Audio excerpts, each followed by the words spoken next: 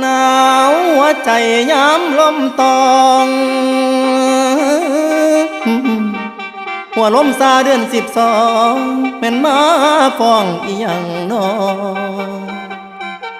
หรือว่าสายลมสอมาสุนกายแต่ละครั้งจังเย็น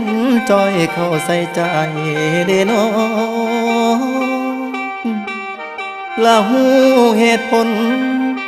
ว่าสายลมเป็นห่วงอ้ายอยากบอกข่าวสาวคนไกล